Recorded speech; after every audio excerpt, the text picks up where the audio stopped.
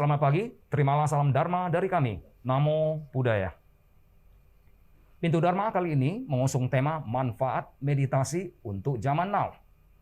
Di tubuh manusia terdapat hormon yang sangat bermanfaat.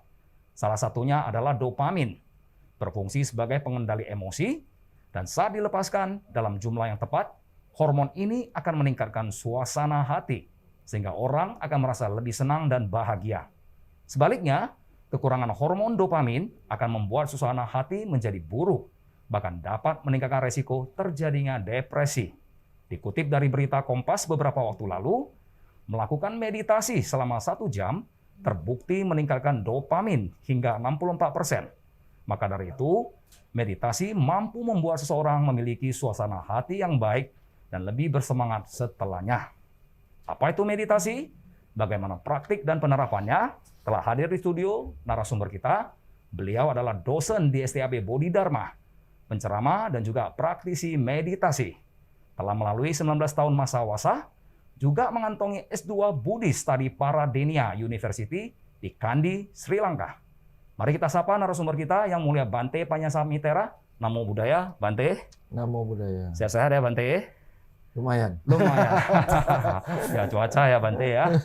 Nah Bante, kalau kita berbicara tentang meditasi, seakan-akan meditasi ini hanya milik para praktisi meditasi seperti para biku, upasaka, upasika, dan para yogi ya Bante. Yeah. Tapi sebenarnya meditasi ini banyak manfaatnya seperti yang kita baca di literatur tadi. Tapi sebelum ini Bante sudah vaksin ya? Saya sudah vaksin BCG. Ya kalau sudah vaksin beberapa kali kita belum vaksin corona. Belum vaksin corona ya Bante. Oh tapi tetap. Makanya nggak bisa naik pesawat saya. Oh ya Bante. Kemarin saya vaksin BCG itu sebelum keluarnya vaksin corona. Oh. Lalu terkena efek sampingnya itu frozen shoulder. Oh frozen shoulder. Ya, jadi saya jadinya khawatir kalau nanti vaksin satu lagi ini cuma nggak bisa naik. Oh, tumpang tindih ya. Ini lumayan setahun loh. Oh iya. Sampai setahun ya. Ya. Jadi frozen shoulder itu lumayan apa juga? Iya Bante. Lumayan menderita. Iya Bante. 3 bulan itu cokot-cokot malam nggak bisa tidur. Oh seperti itu. Iya siang tuh pegel linu. Oh iya Bante. Jadi. Ya, anicca ya Bante ya. Ternyata kita juga menghadapi yang namanya sakit ya. Tapi saya juga hati-hati sekali selama COVID itu ya. Ya jagalah ya makanan kesehatan, jamu apa semua. Oh, semua dikonsumsi. Vitamin. Ya Bante. Nah, tapi sehat-sehat sekarang. Mudah-mudahan ya sehat lah. Sadu Bante. Jadi kita Tribuners kita izin buka masker dulu supaya narasumber kita dapat lebih jelas berbicara. Silakan Bante. Mainnya agak pilek sedikit. Agak pilek sedikit. Ya. Mudah-mudahan bukan apa ya. Ya, pilek-pilek karena cuaca, Bante. Ya. Nah, Bante, ya. Sebenarnya apakah meditasi itu, Bante? Ya, meditasi ini sekarang menjadi istilah yang sangat ngetren ya. Di dunia internasional sekarang. Bukan hanya di kalangan Buddhis. Ya, Bante. Karena meditasi ini universal. Ya, Bante. Jadi tidak terikat oleh agama sebenarnya. Oh. Karena dalam bermeditasi itu tidak perlu berdoa juga. Oh, iya Bante. Ya, ini. Jadi ada meditasi yang pakai doa, tapi ya. Tidak wajib ya. Tidak semua metode meditasi itu pakai doa. Oh. Saya meditasi pernafasan misalnya. Ya. Itu tanpa perlu baca doa apapun. Oh, seperti itu ya, Bante. Ya. Jadi sifatnya universal gitu. Universal. Oh. Jadi semua orang, semua agama lintas sektoral lah bisa mempraktekannya. Nah, maka itu apa namanya? Salah satu metode bisa dipakai semua agama gitu. Oh. Nah, sebenarnya semua agama itu ada meditasi. Ada ya Bante ya. Nah, cuman apa metodenya agak sedikit beda-beda. Ya. Doanya kan gitu. Doanya beda-beda. Iya Bante. Berarti tujuannya sebenarnya menenangkan diri, begitu Bante? Meditasi itu sebenarnya suatu seni untuk pengembangan batin. Oh, seperti itu. Seni untuk mengembangkan kesadaran ya. Iya, Bante. Kecerdasan juga kebijaksanaan. Ya, berarti bukan hanya di IQ saja ya, tapi juga batin, SQ. Iya, Bante. Ya. Seperti itu ya. Jadi banyak orang itu, apalagi di zaman now ya Pak ya. Iya, Bante. sangat mudah terkena yang tadi namanya depresi, ya, stres, depresi. Karena apa? Tekanan hidup ya. Kompetitif sekali zaman sekarang kan. Berlomba-lomba, manusia tambah banyak, teknologi tambah canggih, kehidupan tambah ruwet. Iya, Bante. Karena adanya perlombaan-perlombaan, persaingan-persaingan, ya. Iya. Jadi makanya tekanan hidup ini semakin tinggi. Iya, Bante. Godaan untuk bisa begini dan begitu juga tinggi kan? Ya, ambisi ya Bante ya. Jadi artinya kalau orang yang tidak meningkatkan daya tahan mentalitasnya ya tentunya mudah terkena stres. Oh, iya Bante. Ya, jadi orang biasanya dari muda itu dilatih untuk bersaing kan begitu. Iya Bante, benar. Kemudian kalau persaingan itu begitu kerasnya, itu akan menimbulkan banyak tekanan-tekanan mental. Ya, Bante. Nah ini sehingga banyak hormon-hormon kortisol ya. Ya, yang negatif itu. Menimbulkan sakit dan sebagainya. Oh, seperti itu Bante. Ya, jadi ibaratnya kendaraan, orang-orang manusia sekarang ini banyak yang hanya tahunya ngegas. Ya, bagaimana tancap gas? Iya Bante. Nanti udah tubrukan baru Bante. Bagaimana musuhnya bisa apa gitu? Sampai ke tujuan secepat-cepatnya. Tapi tidak belajar ini, tidak belajar bagaimana menurunkan panas. Iya Bante. Kalau mobil bisa, off kan? Ya. Banyak orang bisa on itu terus mau off-nya susah. Iya Bante. Karena nggak berlatih. Iya Bante. Makanya udah malam itu masih berputar itu. Pikirannya. Badannya di tempat tidur tapi pikiran melayang-layang. Overthinking gitu. Benar Bante. Jadi besoknya bangun pagi belum nggak fresh kan? Iya. Masih stres. Ketemu lagi masalah, ya kan? Tambah lagi. Intensitasnya naik. Ya, itu makanya stres naik lah. Kalau sudah stres naik kan penyakit mah, ya kan, asam lambung, darah tinggi. Oh, ternyata itu asal usulnya ya Bante ya. Pengaruh besar. Tekanan batin ke kesehatan. 90% stres menyebabkan kanker. Nggak heran sekarang orang kota banyak kena kanker kan. Mengerikan sekali. Orang kampung jarang kena kanker itu. Ya, karena pikirannya luhur ya. Tidak stres ya. Suasana alam itu juga mempengaruhi ya. Iya. Jadi kalau di kota kan manusia padat, interaksi sosial tinggi. Iya. Sehingga banyak getaran-getaran pikiran yang vibrasi yang jelek. Vibrasinya jelek ya Bante. Jadi kalau kita tinggal di desa kan suasana alamnya masih asri, oksigen masih banyak. Benar. Ya. Orangnya masih lembut gitu ya. Jadi kalau oksigen cukup itu otaknya jadi fresh. Jadi stresnya turun, Pak. Pengaruh ya Bante ya. Makanya orang kampung itu jarang suka meditasi. Kalau orang kota itu lebih senang meditasi. Kalau pengalaman Bante buka kelas meditasi ya. Iya Bante, menenangkan diri ya. Karena di kampung itu orang sudah tenang. Sudah tenang. Benar Bante.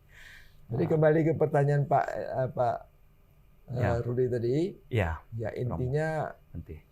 Meditasi itu adalah seni bagaimana bisa ya ada beberapa pengertian. Bisa juga dikatakan seni meletakkan beban. Ya Bante. Jadi orang taunya mengangkat beban tapi tidak tahu menurunkan. Ya Bante. Nggak belajar dia. Ya. Maka itu udah tidur nggak bisa nyenyak. Pikir ya. Nggak bisa berhenti pikirannya. Ya Bante.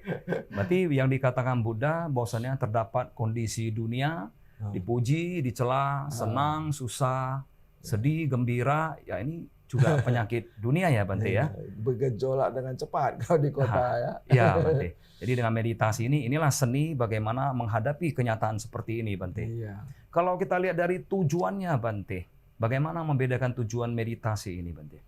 Ya, kalau secara umumnya meditasi ada dua macam ya, secara garis besar ya. Iya Bante. Meditasi untuk ketenangan, tranquility. Untuk meditasi, tranquility meditation bisa mencapai namanya ketenangan, kedamaian. Iya. Ya kan? Iya Bante. Kejernihan, kebahagiaan itu bisa. Nah itu nanti hormon dopaminnya bisa muncul. Kan hormon endorfin ya. Iya Bante. Nah itu. Ya, membuat suasana hati mood bagus, juga membawa relax itu. Jadi makanya orang mengatakan meditasi bisa menghilangkan stres kan gitu. Iya. Memang seperti itu ya Bante ya? Ya kalau dia tahu caranya. Benar. Ya. Ya, satu lagi meditasi yang sangat buddhistik ya. Iya. Tapi buddhistik artinya karena ini spesialis dikembangkan Sang Buddha, penemuan Sang Buddha, yaitu meditasi pandangan terang itu. Oh, seperti Insight apa itu? Meditation. Insight meditation. Nah, ini meditasi untuk mengembangkan kecerdasan batin, kecerdasan spiritual. Oh, ternyata batin itu juga harus diedukasi, Bante. Ya, ini namanya kultivasi ya. Benar, Bante. Nah, istilah apanya kultivasi. Kultivasi. Ya, jadi untuk mengembangkan batin. Iya, Bante. Ya, jadi makanya ada penelitian-penelitian di dunia modern sekarang secara akademis juga di barat sangat diteliti bagaimana hubungan meditasi dengan fungsi otak dan sebagainya. Iya, Bante. Nah, ternyata ya memang ada relevansinya sangat nyata. Seperti itu ya.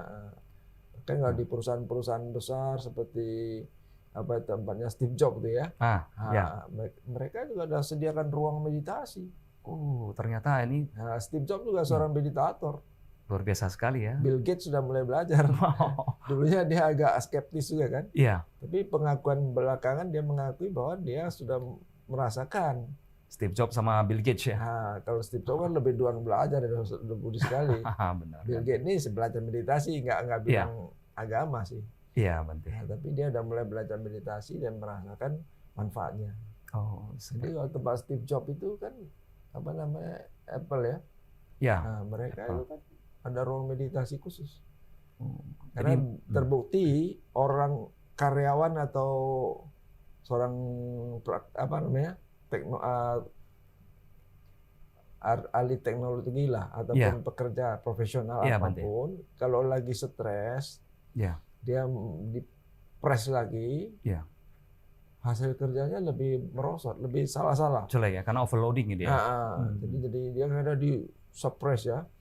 Jadinya nanti produktivitasnya malah menurun. Menurun, tidak bagus. Nah, setelah dia kasih waktu meditasi, kan dianjurkan. Stres itu meditasi 1 jam di ruang kedap suara. Seperti itu. Ternyata dia bisa rileks kembali, pikirannya jernih kembali, dia bisa melihat masalahnya mana. Dapat solusinya. Seperti itu nanti ya. Jadi kerjanya lebih cepat selesai. Lebih dapat ide-ide yang cemerlang. Karena mereka lebih objektif. Seperti itu. Jadi ternyata dari meditasi itu juga meningkatkan produktivitas kerja yang baik, kualitas kerja yang baik ya, Bante ya. Jadi Tribuners, saya pernah membaca literatur Sun Tzu mengatakan, mengenal diri, mengenal medan, mengenal cuaca, maka beribu-ribu kemenangan di tangan kita. Lihat kalimatnya, mengenal diri. Tetapi di dalam meditasi, kita mendapatkan satu kesempatan mengenal diri kita siapa sesungguhnya, kemana tujuan kita. Jadi apa yang diwejangkan oleh Bante tadi ternyata secara tujuannya ada yang untuk menenangkan diri. Memang kita ketika hidup dari kecil sudah didoktrin untuk menghadapi sebuah eskalasi. Orang tua akan marah kalau kita tidak juara, teman-teman kita mengajak kalau kita tidak kompeten, bahkan di perusahaan kalau tidak ada kinerja yang dihasilkan, kita akan dianggap sebagai pecundang. Nah, hal ini ternyata menjadi beban. Pada hakikatnya setiap orang membutuhkan ketenangan, dan ketenangan itu telah ada ketika kita lahir, hanya saja menjadi rusak ketika kita mengejar sesuatu yang dilandasi dengan ambisi yang tidak benar. Selanjutnya, mari kita bertanya kepada Bante, ada berapa jenis meditasi, Bante? Ya, golongannya. Banyak sebenarnya macam metode meditasi, Pak. Banyak ya, Bante. Banyak sekali.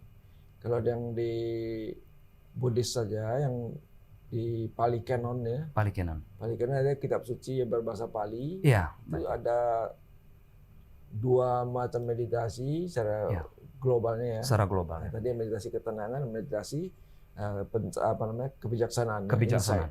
Yang ketenangan itu aja ada samatha bhavana, itu ada 40 objek meditasinya. 40 metode. Nah, jadi ada 40 macam metode meditasi dengan objek masing-masing. Kalau yang vipassana itu ya objeknya ya batin dan jasmani. Batin jasmani. Batin dan jasmani. Ya banyak ini. Body sensation apa segala macam banyak. Mendalam sekali. Feeling kan banyak. Kalau boleh izinkan saya meminta racikan, Bante. Kalau yang Mahayana ini sekali lagi, Pak. Kalau yang Mahayana banyak lagi, Pak. Banyak sekali. Banyak sekali macam-macam meditasi. Oh. Ya, tapi secara umum ya bisa ringkas menjadi dua itulah. Meditasi ketenangan dan meditasi kebijaksanaan. Nah, kalau Bante diizinkan, saya meminta dan mewakili masyarakat ini. Nah, apa yang meditasi yang cocok untuk orang yang misalnya ambisinya tinggi? Akhirnya ambisi dia, jadi dia harus menang, harus sukses dengan segala cara, tak peduli berapa luka yang ditimbulkan oleh environment, orang-orang di sekitarnya, masa bodoh dia, penting gua sukses gitu. Nah, itu untuk yang ambisi. Yang kedua untuk yang genit, Bante. Delusi dia ya. Dia tidak tahan melihat kulit-kulit yang indah ini.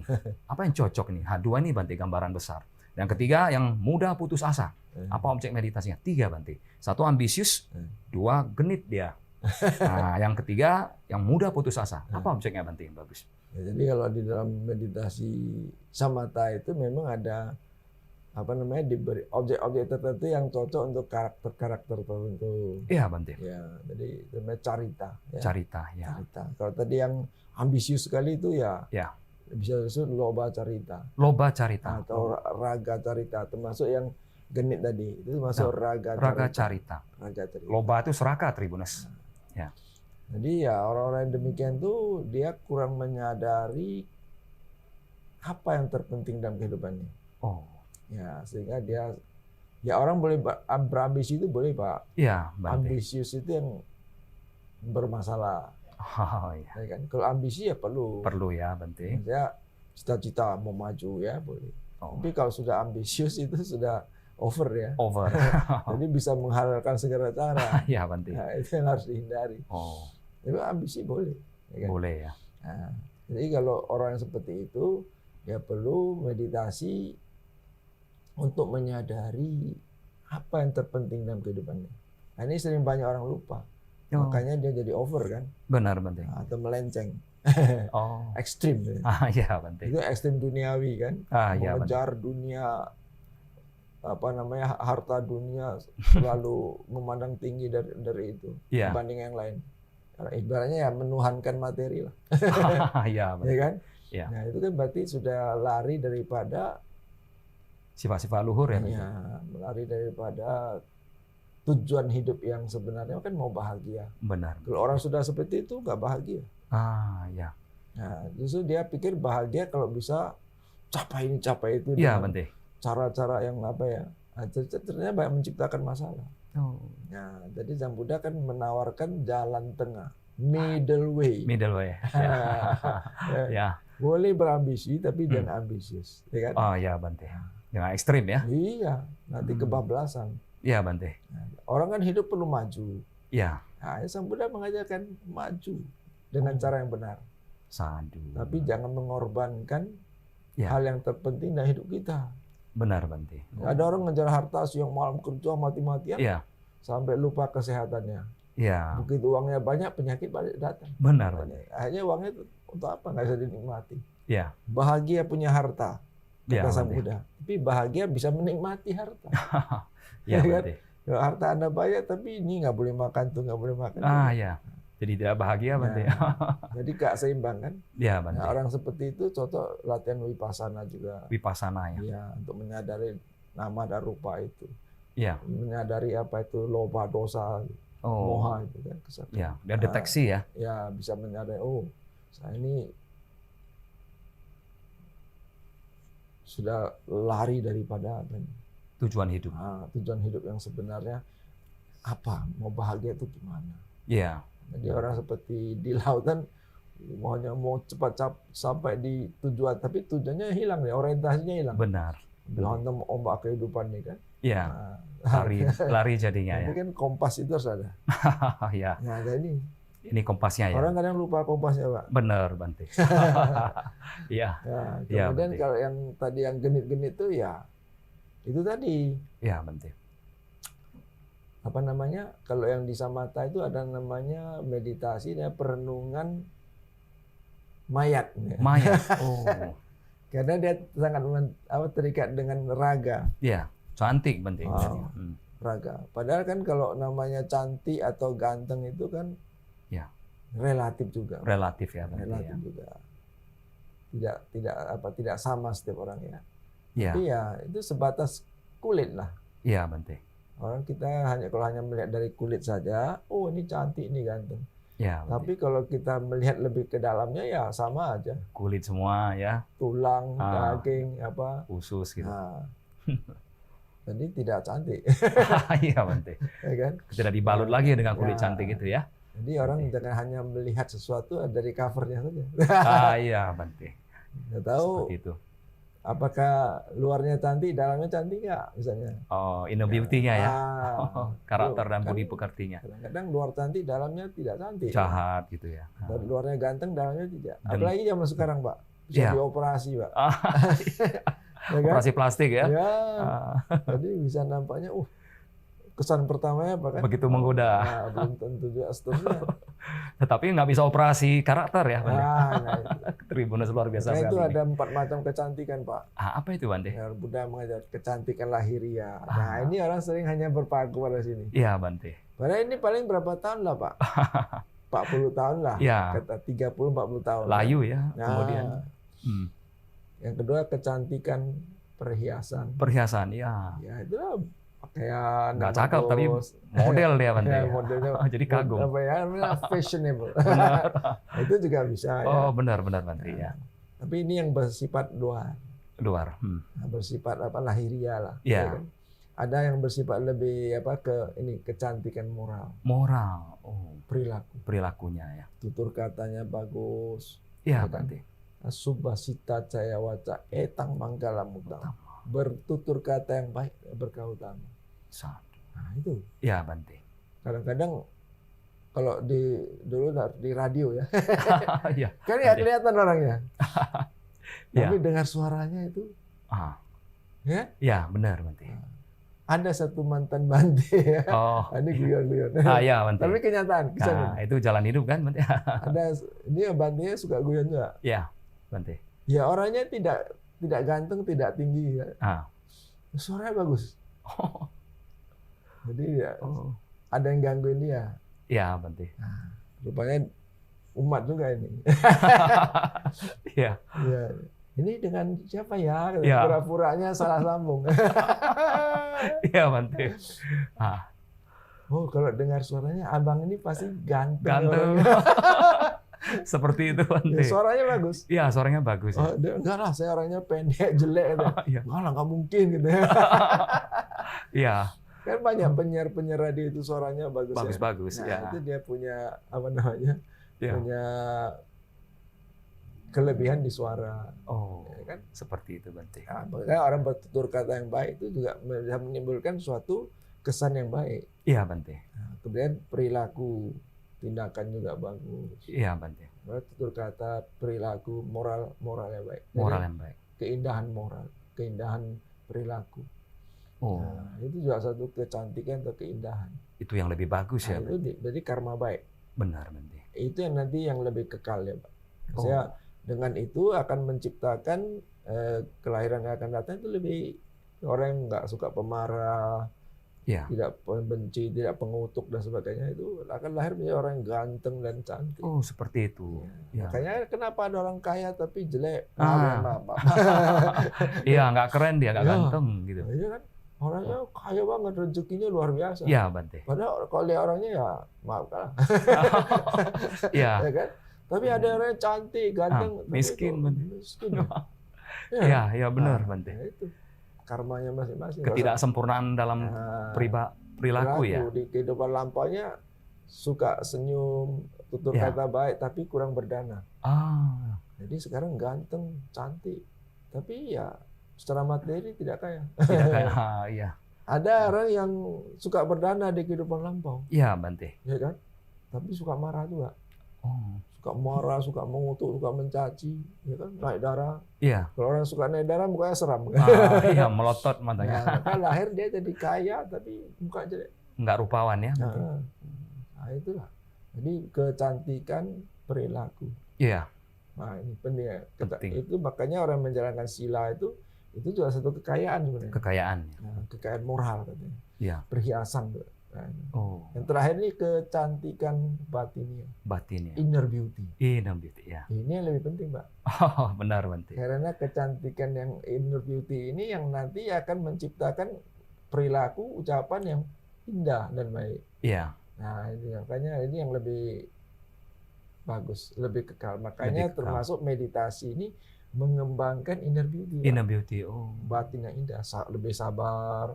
Ya. Itu ciri-ciri orang udah meditasinya rajin ya. Ya. Menjadi lebih sabar, ya, lebih bahagia, bahagia, lebih mudah memaafkan. Legowo ya, Bante ya. Oh, jadi lebih itu. Kan dari pikiran dulu baru timbul ucapan dan perbuatan. Ya, Bante. Jadi kalau batinnya indah, nah tutur kata perilaku akan selaras. Mempengaruhi ya. Nah, itu pentingnya itu. Wah, terima kasih Bante telah mengingatkan kita semua. Jadi Tribuners, tadi salah satu cara atau objek meditasi yang baik bagi mereka yang ambisius, ya, yang menghalalkan segala cara adalah perenungan. Apa yang penting dalam hidup? Jadi saya pernah melihat kejadian ya, seorang ayah tidak diundang ke dalam pesta anak-anaknya. Jadi sebagai seorang guru, saya bertanya kepada mereka, mengapa kamu tidak mengundang beliau? Jawabannya sederhana, nah beliau tidak akan datang dan itu tidak penting. Karena ketika mereka masih kecil, acara apapun ketika mereka mengundang sang papa selalu tidak punya waktu. Dia mengatakan, nanti ya Bapak menyusul, tapi tidak pernah dipenuhi janji seperti itu. Kebohongan seperti ini menjadi resistensi, dan akhirnya mereka menganggap itu adalah sebuah tren dari sang ayah. Jadi mereka tidak pernah merasa penting lagi untuk mengajak si ayah, padahal nilai seorang ayah itu begitu penting baginya. Dan rasa juga si ayah kembali menyesal, mengapa pada saat seperti ini, saya sudah tua, Anda tidak menghargai saya. Nah, mari kita renungkan apa yang penting dalam hidup kita ketika Anda memberi investasi yang buruk, presiden yang buruk pada anak-anak, semua itu akan kembali pada kita dan menjadi ketidakbahagiaan. Perenungan ini penting. Apa yang penting dalam hidup kita? Nah, yang dikatakan lagi dalam mereka yang memiliki tabiat buruk, pantang melihat rupa cantik yang rupawan adalah raga carita. Nah, salah satu objeknya adalah mayat. Ketika cantik itu hanya berbentuk kulit, itu tidak bertahan lama, mungkin 10 tahun, 20 tahun, 30 tahun, dan tabiat itu akan menjadi racun bagi kita karena kita akan kecanduan mencari lagi rupa-rupa baru. Dan akhirnya itu menyeret kita ke alam rendah. Jadi kebiasaan seperti ini hendaknya dapat kita kendalikan dengan perenungan-perenungan. Indah itu tadi ada 4. Yang pertama cantik karena lahiriah, 2 cantik karena material, pakaiannya dari brand terkemuka dan tahu cara make up. Yang ketiga adalah moral, yang terakhir adalah batin. Nah, batin inilah yang membawa seseorang memiliki bekal di hari nanti. Nah, salah satu cara memperoleh hasil dari memiliki batin yang baik adalah dengan pikiran yang luhur, itu terpancar di ucapan, dan proyeksinya adalah perbuatan. Orang menjadi damai, jadi kalau seseorang bisa senyum, bisa legowo karena mereka berlatih. Nah, baik Bante, setelah uraian seperti ini, kita masuk pada bagian yang lebih penting, bagaimana cara dan persiapan meditasi, Bante. Ya, ini meditasi ini banyak masalah kalau orang tidak tahu caranya. Sehingga timbullah mitos-mitos tentang meditasi yang keliru. Ya, Bante. Kalau meditasi nanti bisa gila. Ya, Bante. Kesurupan lagi. Bisa kesurupan. Ya, padahal yang nggak meditasi banyak yang gila. Justru orang lebih banyak yang orang tidak meditasi itu yang jadi gila. Jadi gila ya. Nggak bisa terima kenyataan ya. Kalau meditasi yang salah, itu memang bisa menimbulkan masalah. Masalahnya orang baca buku langsung meditasi, Pak. Oh. Bahaya ya. Bante. Jadi kalau mau bermeditasi yang benar, alangkah baiknya Anda mencari guru meditasi dulu. Ya. Yang piawai ya. Guru meditasi yang banyak pengalaman, minimal seorang kalyanamita, sahabat dhamma, yang sudah banyak pengalaman dalam meditasi, termasuk secara literatur Buddhisnya ataupun secara praktisnya. Iya, nah, jadi dengan demikian ada tempat Anda bisa sharing ya. Tidak hanya sekedar baca buku langsung praktis. Apalagi baca buku-buku yang tidak jelas kan. Ada banyak orang jual buku meditasi. Nah, dan langsung tertarik gitu. Bisa gini, bisa begitu. Dan meditasi nanti bisa nampak itu. Dan banyak orang kan jadi tertariknya ingin punya kemampuan seperti itu, Pak. Ya, kemampuan gaib itu ya, Bante. Nah, jadi orang seperti itu kan mesti orang yang sudah mencapai kemajuan batin yang tinggi. Oh, ya, Bante. Baru bisa punya abinya. Ya. Abinya. Kemampuan batin supranatural itu timbulnya di situ. Ya, Bante. Nah, tapi orang tanpa pondasi, ya ibaratnya orang belum bisa jalan sudah mau terbang. Nah, ini masalahnya kan berarti kan tadi juga ambisius. Ambisius, benar. Loba ya, serakah. Ya, Ya. serakah ya, Bante. Nah, jadi penting cari guru untuk mendapatkan informasi yang benar tentang metode meditasi yang mau dipelajari. Ya, Bante. Nah, kemudian mengembangkan sikap mental yang benar dalam bermeditasi. Karena kalau tidak punya sikap mental yang benar, itu tadi bermeditasi supaya bisa gini, bisa gitu, itu kan sudah keliru. Ya, motifnya itu ya, Bante ya. Jadi itu makanya sikap mental yang benar dalam bermeditasi itu sangat penting. Iya, Bante. Nah, meditasi sama dengan konsentrasi. Kalau kita baca itu arti kata meditasi itu kan, kan dari bahasa Barat kan. Artinya konsentrasi pikiran pada satu objek, pada satu titik. Iya, Bante. Jadi kalau orang baca itu terus langsung secara harfiah atau secara mental langsung praktek. Ya tentu nggak bisa menghilangkan stres. Orang stres suruh konsentrasi. Nggak usah konsentrasi, sudah konsentrasi. Iya, Bante. Ya stresnya tambah. Iya. Ya kan? Seperti itu ya, Bante. Jadi orang yang mau meditasi sikap mental benar juga harus rileks. Rileks. Ya. Batin dan jasmani harus rileks. Menerima gitu ya. Itu salah satu syarat untuk bisa masuk ke batin meditasi itu. Atau batin meditasi itu bisa timbul kalau kita dalam keadaan rileks. Iya. Kalau kita dalam keadaan stres, jadi pertama-tama harus relaksasi dulu. Bukan begitu stres langsung duduk konsentrasi ya. Begitu orang stres duduk nggak usah konsentrasi, masalah yang menjadi dia stres itu langsung udah terkonsentrasi. Muncul dia ya, kusut jadinya, Bante. Lalu dia konsentrasi lagi, padahal dia belum pandai ya. Ya tambah stres lah. Tambah stres. Jadi, ternyata stresnya bertambah karena meditasi ya seperti itu ya. Karena caranya nggak benar tadi. Dia mengartikan arti meditasi secara itu tadi keliru juga. Terlalu simple dan keliru. Ya orang mau meditasi itu kan harus rileks dulu. Iya, Bante. Sudah tahu informasi yang benar tentang metode yang mau dipraktekkan. Iya, Bante. Ada mentor atau guru atau kalyana mitra yang bisa sharing. Iya, Bante. Kalau habis meditasi ada masalah apa. Ya, kan gitu. Iya, Bante. Nah, sehingga bisa mengeliminir, mengurangi atau menghindari hal-hal yang menjadi halangan dalam meditasi itu. Iya, Bante. Tadi ada disebut mengenai relaksasi dulu. Apakah dengan berjalan dulu? Ya bisa. Menikmati udara segar, bisa ya, Bante? Bisa. Misalnya kalau Anda baru pulang kerja, kan meditasi itu yang bagus untuk orang sehari-hari ya. Iya, Bante. Ya pagi sore. Pagi sore. Pagi sebelum ada aktivitas. Iya. Ya kan? Ada masih suasana sepi, belum ada kesibukan. Nah itu bisa pagi. Dan sore setelah pulang kerja. Iya, Bante. Pulang sekolah. Anda sudah tenang, orang sudah pulang kerja sudah tenang, udah mandi apa, nah, bisa senja hari kan. Nah, jadi menjelang matahari terbit dan menjelang matahari terbenam. Itu waktu yang agak tenang, kehidupan sehari-hari kan. Iya, Bante. Nah, pilih waktu yang tenang. Jadi itu juga mendukung. Nah ini pentingnya itu. Jadi apa tadi? Cara meditasi, cara kita mempraktekkan meditasi. Setelah jalan, mau relaksasinya ya. Nah, jadi kalau salah satunya waktunya. Waktunya harus kalau tepat. Waktunya tidak sibuk, itu mendukung Anda tidak mengejar-ngejar sesuatu. Ya, tidak panik gitu. Nah, sehingga bisa rileks. Iya, Bante. Nah, jadi kalau habis mandi, minum-minum dulu. Ya dengar-dengar musik atau berita atau apa, yang apapun lah yang bisa membuat Anda rileks. Karena tiap orang mungkin agak beda ya. Iya, Bante. Ada yang dengar musik dia bisa rileks.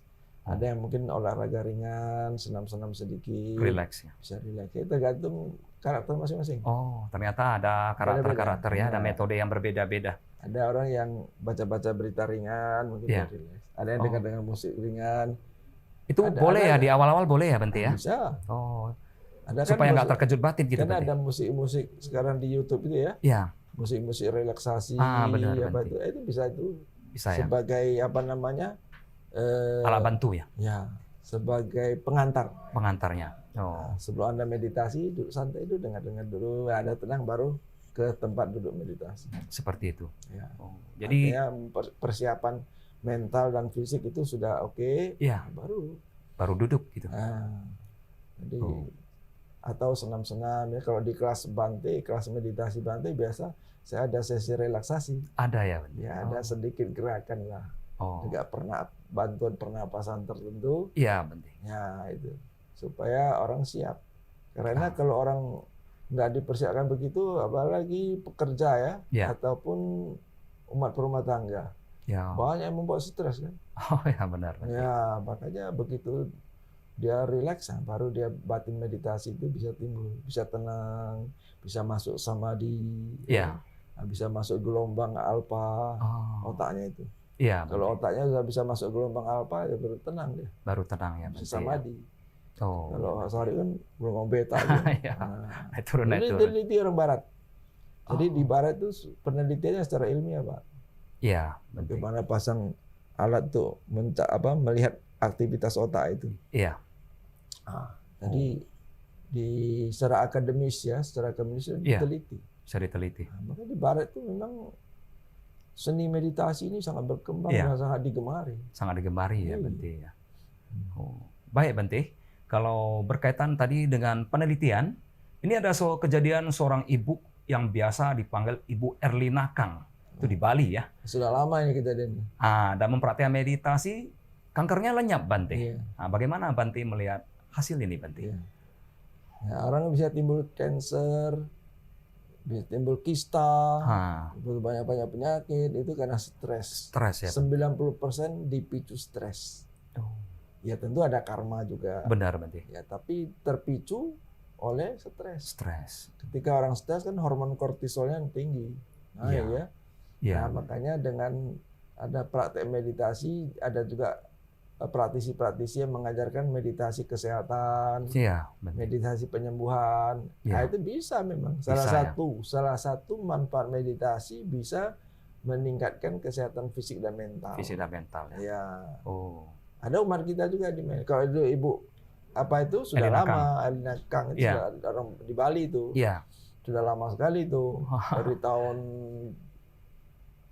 2000-an, awal 2000-an kita sudah tahu itu berita. Nah, ini ada lagi umat kita yang nyata nih, orang Medan nih. Iya, Bante. Nah, keluarganya meninggal, dia tulang perempuan kan? Iya. Nggak usah saya sebut namanya ya. Belum Bante. dapat izin. Iya, Bante. Tapi dia itu pengakuan dia sendiri. Iya.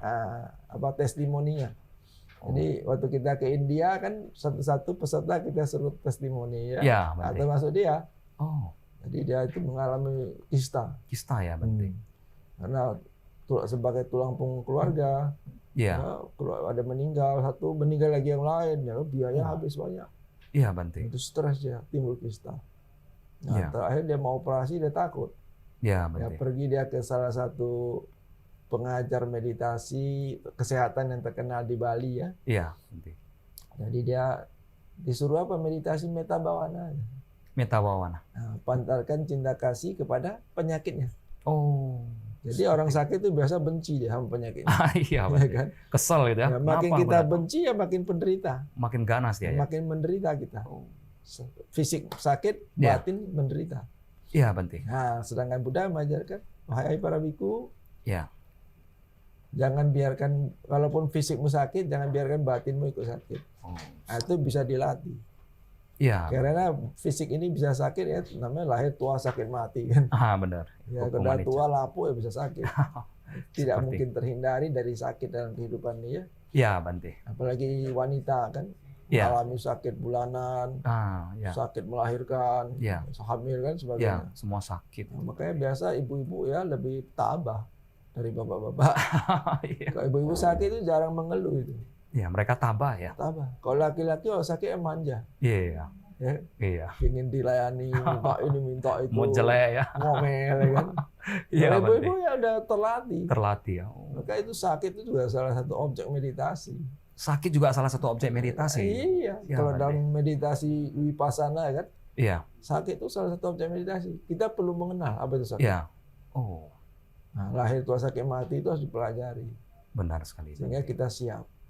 Iya, Bante. Banyak orang tiba-tiba mengalami sakit kan nggak siap. Panik dia kan. Kalau begitu sakit dia tambah stres. Dia tambah stres, tambah depresi, ya penyakit tambah parah. Iya. Fisik dan mentalnya cepat mati lah. Iya, Bante. Mereka orang sakit harus dihibur. Harus dihibur ya, dibesarkan hatinya ya. Dihibur dengan damai. Iya, Bante. Dengan cerita yang membuat dia Relax bahagia. gitu.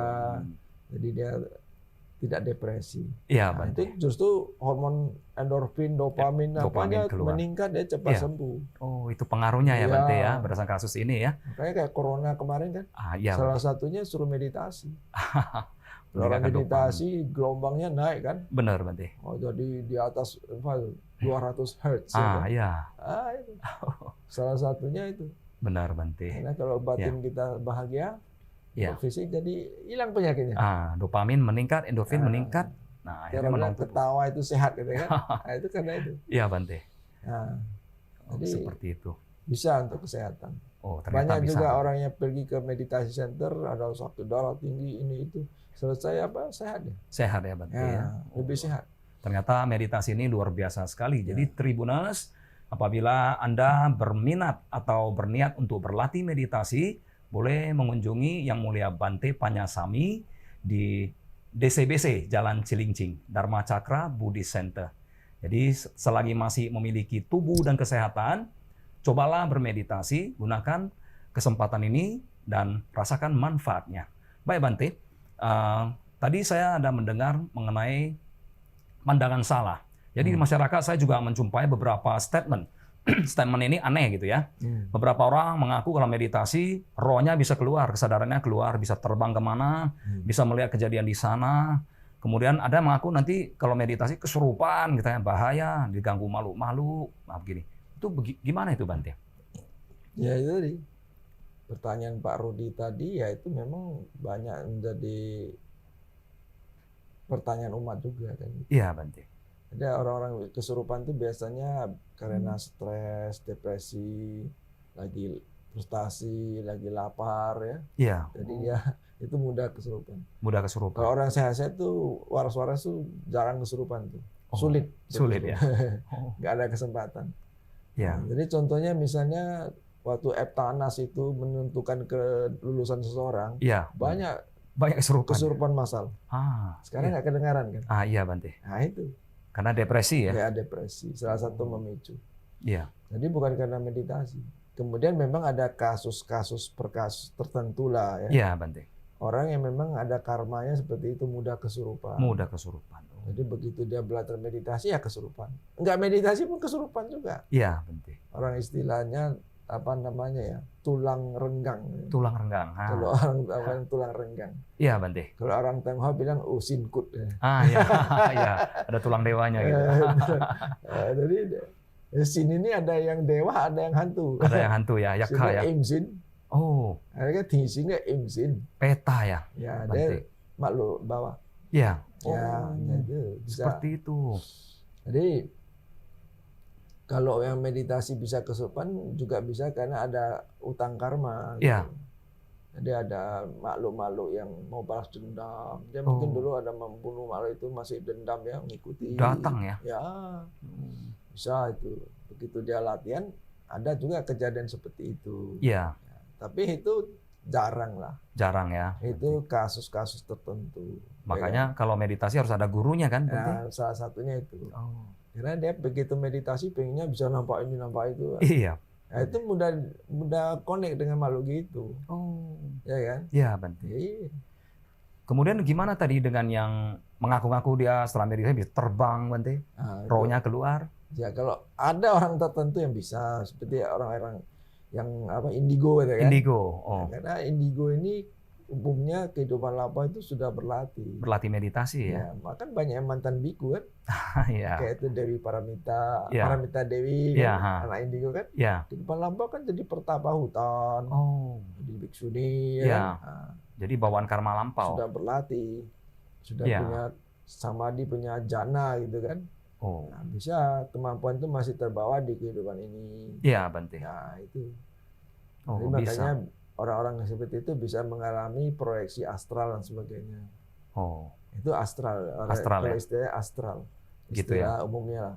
Kalau istilah Buddhanya kesadarannya. Iya, betul. Nah, itu cuma sebagian dari bidang kesadarannya yang keluar, tidak secara total. Kalau secara total ya bisa ada juga yang secara total itu. Iya. Ya, Karena tapi fisiknya nanti ya kayak tidur gitu. Oh, seperti itu. Nah, ada orang bisa tidur nanti keluar. Ya, itu orang-orang tertentu lah. Ya.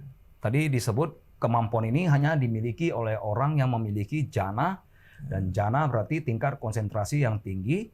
Dan sebelum jana, si pelaku meditasi ini tentu sudah didukung oleh beberapa faktor, yaitu sudah pernah berlatih berdana, melepas. Yang kedua, kemudian sudah berlatih mempraktekkan sila. Jadi orang-orang ini kemudian berlatih, dia tidak memiliki penyesalan. Nah, jana itu tingkat konsentrasi tinggi, Tribunas. Seperti kalau dia tiba-tiba nggak belajar meditasi terus bisa, itu artinya di kehidupan lampau dia sudah bisa. Tapi ada juga yang bukan dia bisa, tapi dibisakan. Dibisakan oleh makhluk tertentu. Makhluk tertentu ya. Ya, seperti ada yang orang-orang tertentu yang ada dewa pelindung, kan? Ada dewa yang melindungi dia. Jadi membuat dia bisa sensitif, bisa begini, bisa begitu, sakti, bisa nampakin. Tapi sebenarnya dia sendiri nggak bisa. Tapi kekuatan pinjam ya? Ya, jadi ada yang di belakang dia itu ada yang membacking dia, membuat dia bisa. Iya, penting. Ya masalahnya dia tidak menyadari, dia pikir dia bisa. Ya, seperti itu. Jadi merasa sombong juga kadang-kadang. Timbul kesombongan ya, Ada yang merasa begitu. Nah, makanya orang yang nggak bisa pengen bisa, supaya ada bisa disombongkan. Itu sangat tidak baik ya, Bante. Padahal kalau orang betul-betul bisa, ingin tidak bisa. Seperti itu ya, karena melepas ya. Merepot itu, Pak. Itu ya, Bante ya. Cuma anak-anak indigo itu banyak stres juga. Ya. Susah tidur, kayak Roy Kiyoshi, maaf ya. Seperti Roy Kiyoshi kasusnya kan, udah diketahui umum ya. Itu kan dia terpaksa makan obat tidur supaya karena orang indigo itu malam susah tidur misalnya kan. Ya karena dia malam itu berkomunikasi. Banyak yang berkomunikasi kan. Susah tidur. Cari bantuan ya. Iya, Bante. Jadi tidak semua orang meditasi terus bisa. Ada orang meditasi memang tidak ke situ. Kalau meditasinya meditasi vipassana tidak ke situ. Itu orang ke dalam. Ke dalamnya. Ya. Perjalanan ke dalam batin. Menyelam ke dalam batin, menyadari, mengenal diri sendiri, menyadari diri sendiri. Iya, Bante. Kalau orang keluar itu nanti banyak masalah. Iya. Itu kalau orang sudah bodhisatwa oke lah. Iya, Bante. Sudah berikrar untuk menolong semua makhluk kan. Nah, itu kan orang-orang yang sudah melepas, sudah selesai dengan dirinya sendiri. Iya, Bante. Tidak terikat dengan keluarga. Seperti itu. Baru cocok lah, kan ya. Kalau masih ada urusan bisnis ini itu, terus mau kembangan gitu kan beda ranah itu. Iya. Beda dunia. Iya, Bante. Jadi masalah ya. Banyak pengusaha ingin belajar gitu. Udah usaha bagus-bagus, malah mau jadi paranormal. Nah ini jadi abnormal. Jadi Bante, boleh nggak saya katakan begini? Seseorang yang memiliki kemampuan seperti itu biasanya didukung oleh sila yang baik. Salah satunya ya. Kalau dia tidak didukung sila yang baik, nanti dia melenceng. Melenceng ya, Bante. Bisa menyalahgunakan kemampuannya. Jadi kalau misalnya di masyarakat, Tribunas ini ingin meminta tolong pada orang-orang seperti itu, tentu tolak ukurnya adalah sila ya, Bante? Ya, salah satunya harus melihat moral orang tersebut. Gitu. Iya, Bante. Karena ini bisa nolong tapi ada pamrihnya nggak? Ya, Bante. Kalau pamrihnya masih wajar-wajar, ya kasih angpau atau apa, oke lah. Ya kan, tidak melenceng yang lain-lain. Iya, Bante. Seperti itu ya, Bante ya. Harus dilihat. Itu kan seperti konsultasi lah. Kalau di Amerika itu ada perguruan tingginya. Ada ya. Cenayang ya. Perguruan tinggi jurusan parapsikologi. Ada, dipelajari secara ilmiah. Ya, yang hal-hal gaib-gaib itu semua ya. Harus bisa dijelaskan secara ilmiah, secara empiris. Jadi tidak hanya katanya. Karena orang belum bisa ngaku-ngaku. Benar, Bante. Makanya akhirnya nanti dituduh, ini palsu, dukun palsu, paranormal palsu. Banyak juga seperti itu. Banyak ya. Bisa sedikit tapi ngomongnya sebakul. bisa gini, bisa gini. Iya. Ya supaya banyak pasien dong. Oh seperti itu. Banyak klien. Ya, padahal itu berbahaya ya Bante ya, jadi sesat ya. Nah, untungnya Sang Buddha mengajarkan don't just believe. Jangan percaya begitu saja gitu. Iya Bante. Memang ada orang yang bisa ya kan, tapi harus lihat orangnya. Ya. Bisa dipercaya enggak? Ya. Sila bagus enggak? Ya Bante. Nah, kan gitu. Ya. Penuh kemarahan atau tidak, kedengkian, suka menjelekkan yang lain begitu ya. Ada menipu enggak gitu. Seperti itu Bante. Iya. Karena memang ada orang-orang tua yang baik ya, suka nolong, punya kemampuannya dan kemampuan kemampuan batinnya untuk menolong. Iya Bante. Ada juga kan yang gitu. Itu yang luhur ya. Ya, kalau dia begitu kan berarti dia menolong ya, karma baik lah. Sama lah kayak dokter yang menolong. Iya Bante. Luar biasa. Baik, sebagai penutupnya, apakah Bante meditasi dapat membawa keberuntungan atau kecerdasan? Bisa nggak Bante? Sudah jelas. Orang yang berlatih meditasi adalah orang yang beruntung. Oh. Iya. Salah satu cara untuk bertransformasi dan beremansipasi. Iya. Ya meditasi. Meditasi ya. Kan orang bisa berubah ke hal yang lebih baik itu ada beberapa cara, Pak. Iya, Bante. Misalnya Anda orang yang tinggal di satu lingkungan, tidak pergi-pergi atau pikniknya kurang jauh katanya. Kan dia di lingkungan itu terpola. Iya, Bante. Nah, kalau di lingkungannya itu lingkungan yang baik, kalau itu pati rupa desa wasuca.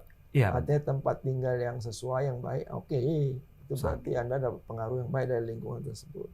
Iya, Bante. Tapi kalau Anda tinggal di tempat yang lingkungan narkoba, judi, tukang mabuk dan sebagainya, Anda kalau nggak pindah dari situ payah berubah. Anda terkontaminasi. Iya, Bante. Maka saat berubah pindahlah ke lingkungan dan pergaulan yang baik. Oh. Nah ini.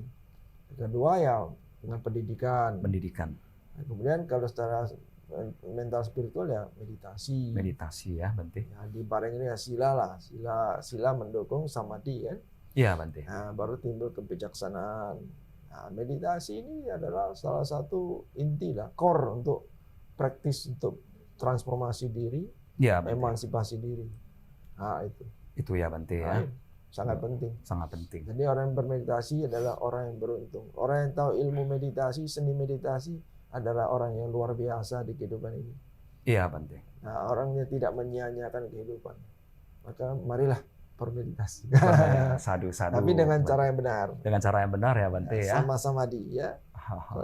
Dengan cara yang salah, dengan mentalitas yang salah, sikap mental salah, jadi mica samadhi. Mica samadhi. Samadhi yang salah.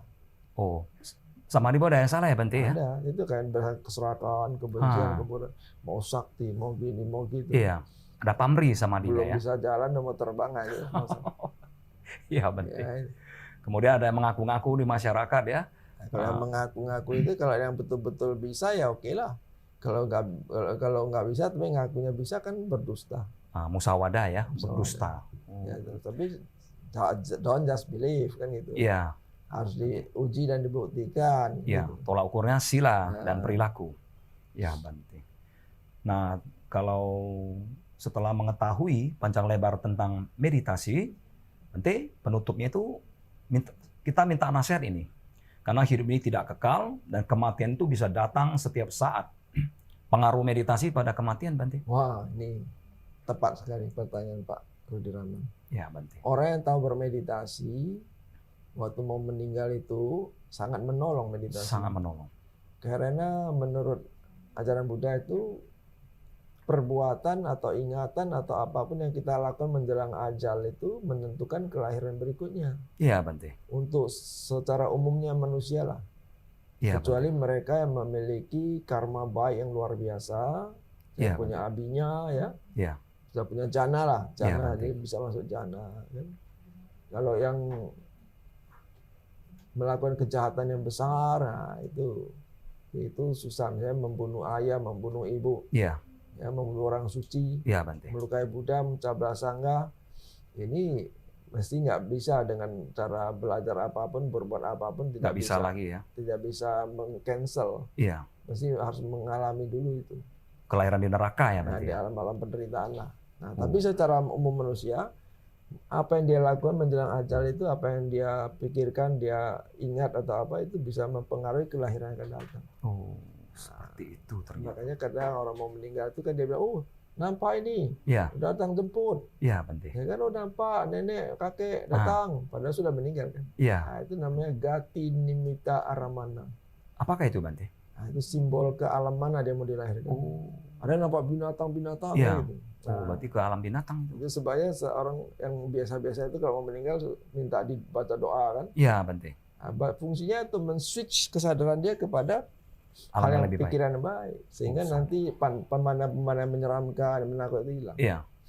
Nah, jadi kalau orang yang tahu bermeditasi. Tapi kan mau mengundang orang baca doa itu, apalagi Bante tengah malam Iya, mau mati jam 2 kan. Nggak bisa ya. Nah, jadi salah satunya kalau orang yang tahu bermeditasi, Iya. menjelang meninggal itu, dia menyadari semua itu sebagai anicca, tidak kekal. Apapun yang dilihat, oh dia sadari saja ini tidak kekal. Iya, Dia Bante. tidak terprovokasi, tidak melekat. Iya. Maka nanti dia bebas batinnya dari keserakan, kebencian, kebodohan. Sadu, Bante. Oh. Batinnya sadar penuh, pikiran yang baik, cinta kasih, ya, kebijaksanaan ada, meninggal lahir lagi sebagai Tihetuka Pugala. Oh. Makhluk yang lahir oleh kekuatan aloba, adosa, amoha. Sadu. Nah, jadi ini makhluk yang sedemikian akan kelahirkan jadi orang sekuler, Iya. yang menjadi manusia yang jenius. Jenius ya. Jenius. Ya, Tidak Bante. terhalangi batinnya, tajam. Iya, Kalau dia jadi praktisi spiritual, dia Iya. cepat mencapai Arahanta. tingkat-tingkat jana dan kesucian. Sadu, Bante. Nah, itu yang mau kita capai kan. Iya. Bante. Oh. Makanya berlatih meditasi ini sangat bermanfaat. Sangat bermanfaat ya. Ya. Karena Jadi begitu mau meninggal, dia menyadari ilusi hanya ilusi. iya, Itu Bante. banyak ilusi, datang simbol-simbol itu kan kayak ilusi sebenarnya. Iya. Oh, seperti itu ya, Bante ya. Kalau dia nampaknya ilusinya nampaknya Buddha, Bodhisattva, bagus. Bagus ya. Mau lahir ke alam surga atau alam, Sadu. alam dewa. Gitu. Alam dewa. Kalau nampaknya nanti yang api neraka, serigala, tertarik, ini masalah. awan gelap gitu ya. Ya. Terima kasih, Bante. Baiklah Tribuners, urutan moralitas yang harus dilatih oleh seorang insan adalah berdana atau latihan melepas dan berbagi kebahagiaan. Kemudian sila moralitas. Sila bagi seorang umat Buddha adalah 5, tidak membunuh, tidak mencuri, tidak berdusta, tidak asusila, dan juga tidak meminum atau mengkonsumsi makanan yang dapat menghilangkan kesadaran. Baru setelah melewati proses ini, seseorang akan legowo memasuki tahap samadhi atau meditasi. Praktik samadhi menghasilkan panya. Panya berarti kebijaksanaan. Kebijaksanaan dalam hal ini adalah ketika seseorang mampu mengikis pandangan salah, mampu mengikis sifat serakah, ingin lebih, ingin berkuasa, ingin hanya dirinya sendiri yang lebih bagus dari yang lainnya. Benci ketika kita melihat orang lebih sukses, orang lebih bahagia, iri hati pada kemampuan seseorang atau pada pendapatan insan lain, makhluk lain dalam kehidupan ini. Saat Buddha mengingatkan kita tentang kehidupan yang diliputi penderitaan, ketidakkekalan, seyogianya kita merealisasi pesan ini dengan berlatih meditasi. Demikian Pintu Dharma edisi kali ini. Kita mengucapkan terima kasih kepada Yang Mulia Bante Panyasami. Terima kasih Bante. Sama-sama. Semoga Buddha Sasana cemerlang sepanjang masa. Kita jumpa di edisi Pintu Dharma berikutnya. Namo Buddhaya.